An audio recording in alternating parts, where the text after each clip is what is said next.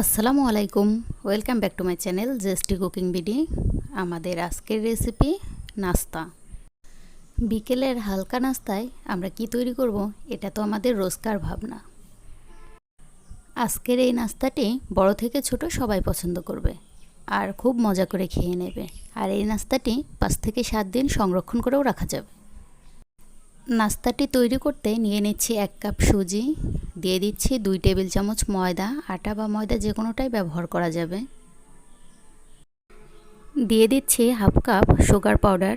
চিনি গুঁড়ো করে ব্যবহার করলে মেশাতে সমস্যা হয় না। দিয়ে দিচ্ছি হাফ কাপ গুঁড়ো দুধ আর পরিমাণ মতো লবণ। দিয়ে দিচ্ছি এলাচ গুঁড়া। এখন দিয়ে দিচ্ছি ডিম।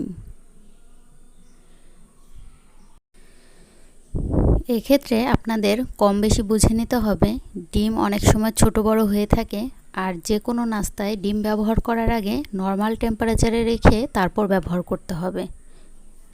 এখন সবগুলো উপকরণ ভালোভাবে মিশিয়ে একটি ডো তৈরি করে নিতে হবে। আর একটি কথা মনে রাখতে হবে, এই ডোটি খুব বেশি শক্ত হবে না, তাহলে মিষ্টিটা কম হয়ে যাবে। তারপরেও যদি আপনাদের কাছে ডোটি নরম মনে হয় তাহলে 2-1 চামচ ময়দা নিয়ে নিতে পারেন। এই পর্যায়ে ডোটি যদি রেস্টে রাখা হয় তাহলে কিন্তু আরও নরম হয়ে যাবে, তাই এই ডোটি রেস্টে রাখার কোনো প্রয়োজন নেই। তৈরি হয়ে গেছে। এখন একটি পাত্রে তেল দিয়ে দিচ্ছি।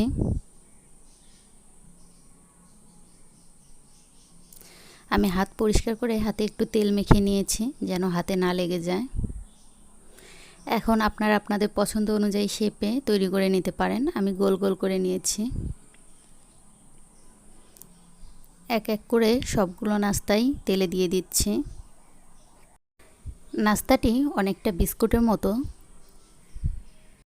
আর যেহেতু ঘরোয়া উপকরণে তৈরি তাই স্বাস্থ্যসম্মত। আপনারা চাইলে বাচ্চাদের এমন করে তৈরি করে দিতে পারেন। বাইরের অস্বাস্থ্যকর খাবার কিনে খাওয়ার থেকে ঘরে তৈরি করে খাওয়াই ভালো। আশা করছি বাচ্চারা পছন্দ করবে, আর বড়রাও চায়ের সাথে হালকা নাস্তা হিসেবে খেতে পারবেন। খুব বেশি সময় লাগে না, ঝটপটি তৈরি করে ফেলা যায় এই নাস্তাটি। আমার বাচ্চা তো অনেক পছন্দ করেছে। আপনারা চাইলে আপনাদের বাচ্চাকেও এভাবে তৈরি করে দিতে পারেন। নাস্তাটি এক পাশ ভাজা হলে উল্টে দিচ্ছি। এভাবে উল্টে উল্টে ভেজে নিতে হবে।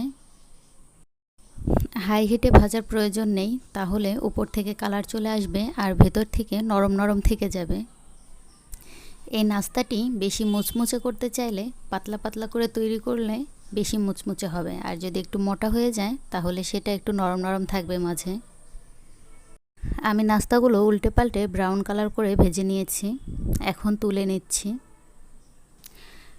নাস্তাটি কিন্তু দেখতে অনেক সুন্দর হয়েছে আর খেতেও অনেক মজার। আর এখানে সবগুলো স্বাস্থ্যকর উপকরণ ব্যবহার করা হয়েছে, তাই যে কোনো বয়সের মানুষই খেতে পারবে। আমি আপনাদেরকে একটি ভেঙে দেখাচ্ছি, দেখুন কেমন হয়েছে। ভিডিওটি যদি ভালো লেগে থাকে তাহলে অবশ্যই লাইক কমেন্ট শেয়ার করবেন। আপনাদের একটি লাইক অনেক নতুন নতুন মানুষের কাছে ভিডিওটি নিয়ে যাবে। আসসালামু আলাইকুম, আল্লাহ হাফেজ।